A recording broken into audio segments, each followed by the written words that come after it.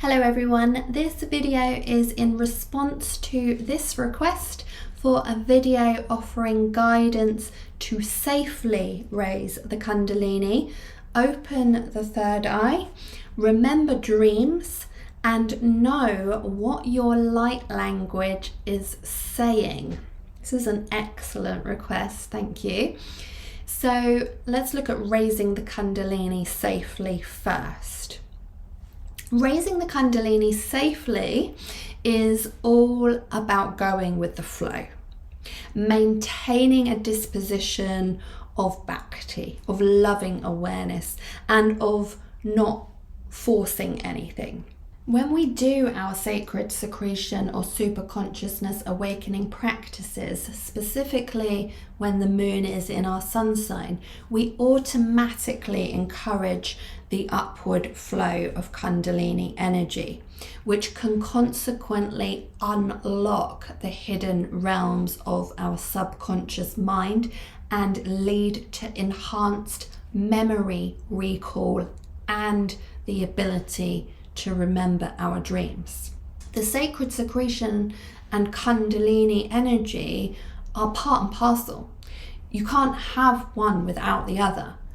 The sacred secretion is the physical, chemical understanding of the enlightenment process, and the Kundalini explanation pertains more to the energetic level of what's happening in the body. So energy and chemicals, sacred secretion, Kundalini, but they happen simultaneously. So practices such as yoga, meditation, breath work, and chanting can really help to awaken and balance the subtle energy centers known as chakras, facilitating the movement of Kundalini along the spine. And it will be safe in this way because you're balancing it with the soma, with the love energy that pours down.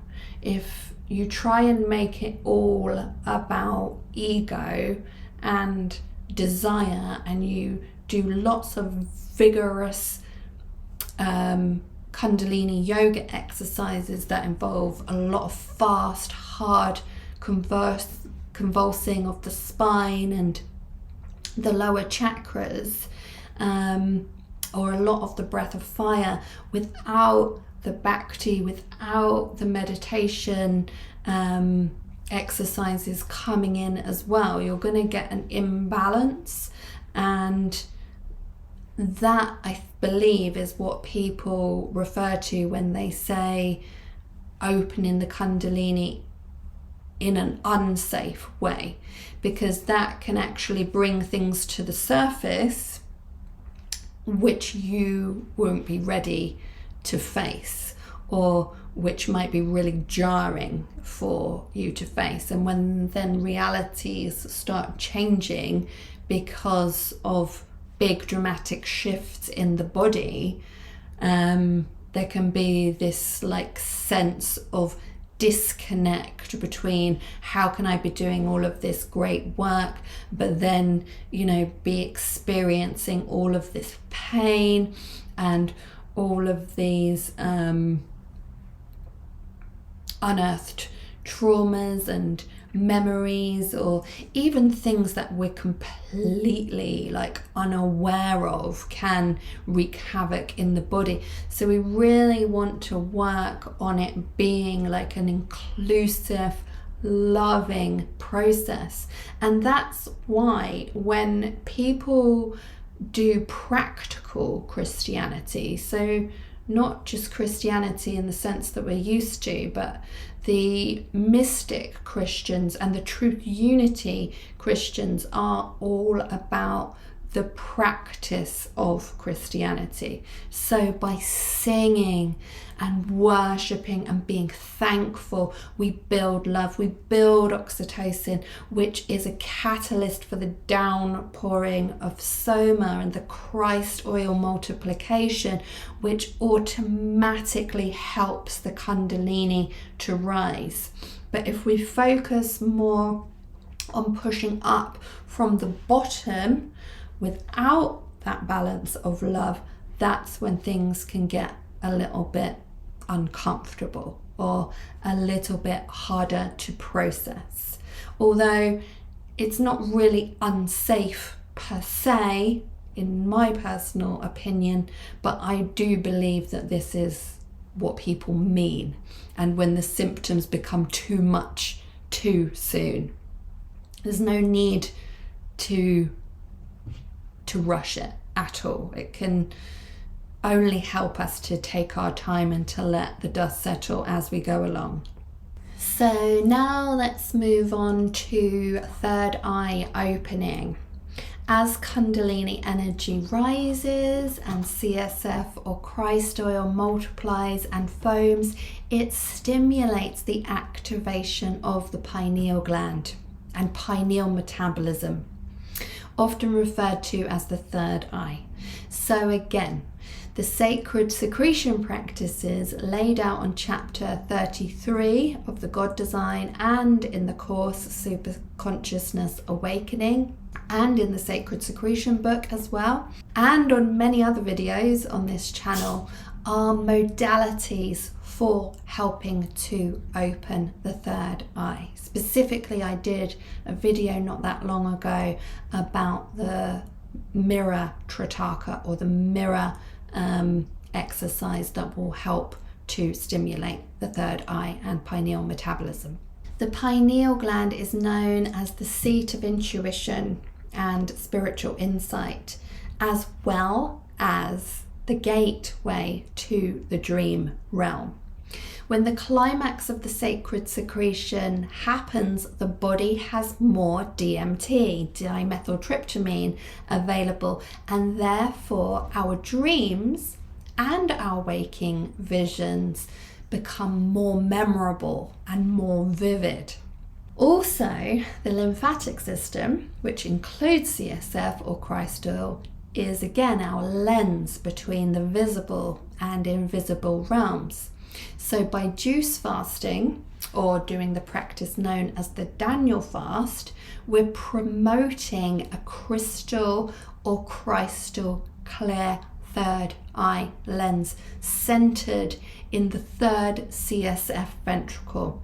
And again, it assists dream, memory, and recall. The biochemicals of the great regeneration, sacred secretion, enhance consciousness, cognitive abilities, and health along all lines. An added benefit is the reinvigoration of the long-term memory powered by the hippocampus. This is known as accessing the book of life, or DNA blueprint. It's the recollection of the true self. The hippocampus is a primary region for neurogenesis and contains multi-potent neural stem cells. So the biochemicals associated with enlightenment, such as pinnaline and DMT, play a role in enhancing hippocampal plasticity and neurogenesis. Neurogenesis means awakening dormant brain cells. These biochemicals are said to promote the growth of new neural connections, so new brain cells, and the expansion of consciousness, allowing for greater access to spiritual insights and memories encoded within the hippocampus. In esoteric theories, the hippocampus is seen as a crucial gateway to accessing the Akashic records or Book of Life, which is believed to contain the collective knowledges and experiences of all beings throughout all of time. And sometimes our dreams will be in relation to the Akashic records, in relation to past lives, in relation to our DNA blueprint.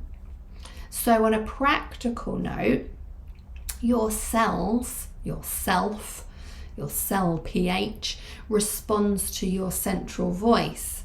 So before you go to sleep, you could say to yourself, please feel free to dream wild and memorable dreams that may assist and guide me in my waking life.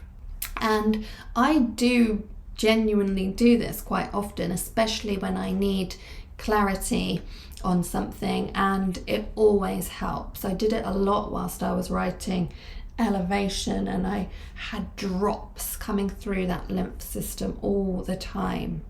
And keeping a dream journal will also strengthen your ability to remember dreams, because it becomes a natural habit that your brain is wired for. It's a muscle. So muscles have memory. The more you recall dreams, the more used to recalling dreams and the better at recalling dreams you will become. By paying attention to the subtle messages and symbols within our dreams, we can gain valuable insights into our subconscious mind and the inner workings of our psyche. And this brings us along to light language, or speaking in tongues. So through heightened states of consciousness, again, such as those induced by meditation or Kundalini, energy activation, hippocampal function is elevated, and individual can access these records. And sometimes this happens without us even necessarily being aware of what's occurring. So we're in the Akashic records, either in a vision, meditation, or in a dream. And it's at times like these, or we could be worshipping, or we could just be going about our business, to be honest. You don't need to be in meditation for this to happen. But it's at times like these when people spontaneously laugh, cry, or speak in light language, tongues, as the body naturally remembers its true identity and acts autonomously for our greatest good to dissolve erroneous programs.